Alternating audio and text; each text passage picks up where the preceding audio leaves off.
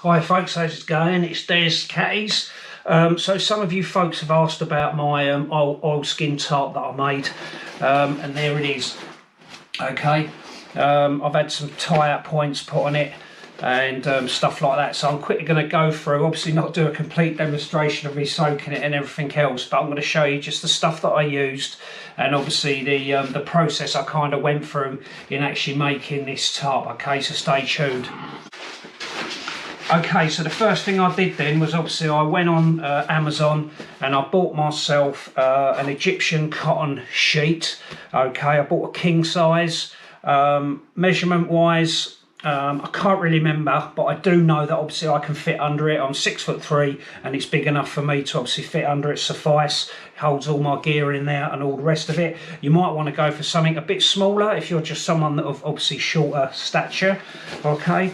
The next thing I bought on top then, the one thing I need to say as well was that I bought, it was a 400 thread count with regards to the sheet. You can go higher if you want. Some people say that you shouldn't go lower than 200, but again, that's up to you. I went for a 400 and that seemed to be okay. So when you use your Google food skills, if you are going to go and get yourself some kind of sheet, preferably Egyptian cotton, then go for around a 400 thread count, okay?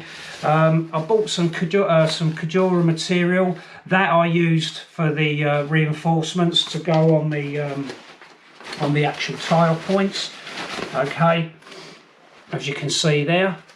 And then these were just these actual tabs were just some material that I had for sort of strapping stuff down on the roof of your car, and I cut these down into sections and I had them sewn on.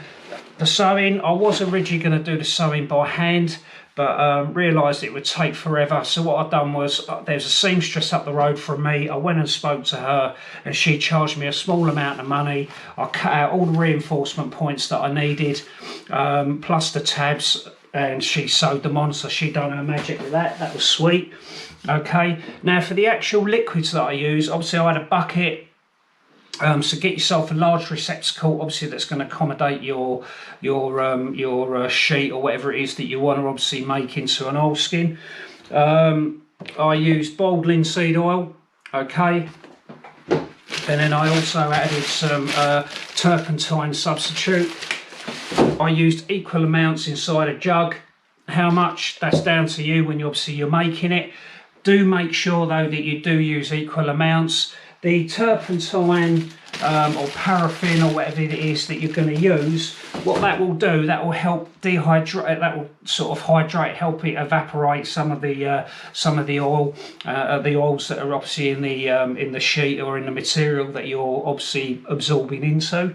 Now when I hung it out on the line, I hung it out on my rotary line. I literally soaked it all up. It absorbed into the sheet.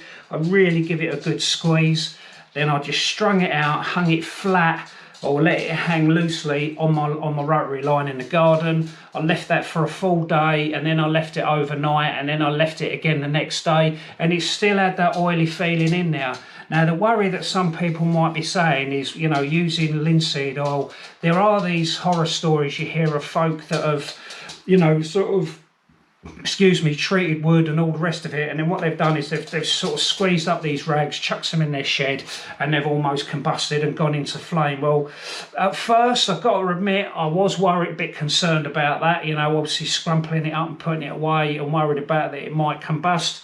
Even when I travelled to, when I was camping out, when I used it with John, I was obviously concerned. I kept it in the front of the car, but I had no issues. I personally had no issues with it obviously bursting into flame. If I did, you guys would know about it. All right, so there you go. So boiled linseed oil, and then a turpentine substitute, which I got again off Amazon.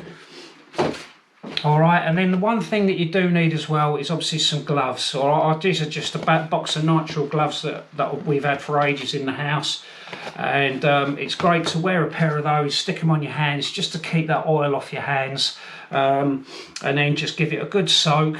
Strung it out on the, as I say, I strung it out let it dry as best I could. I also let it dry quite recently when I was out at the weekend, because some of the guys wanted to see it. Laid it out on the grass in the sunshine just to take off that oily feel, that oily sensation a little bit more. And then I tested it out just once so far when I was out with John. It did rain overnight. I was in my bivvy bag, but when I got up in the morning, the water had beaded on top of the material. So my first impressions with this is that I'm pleased with it so far. It will kind of stretch out a little bit because it is only, you know, like Egyptian cotton. It is going to stretch out. It might go out of shape ever so slightly, but that doesn't really matter. And I've used it so far as a plough point, and it's worked very well for me. Okay, I have got some little cotton bags that I've made out of old you know, combat trousers and stuff like that, which I'll probably use some of this oil just to make up some little oilskin type pouches. But other than that, that is it. All right, so thanks for watching, folks. Let us know if you've made your own, if this is a good idea. Leave your comments down below. Check out the description, check out the Etsy store for my stoves, which are flying out the door as quick as I'm making them. And there it is. All right, so take care, and I'll see you on the next video.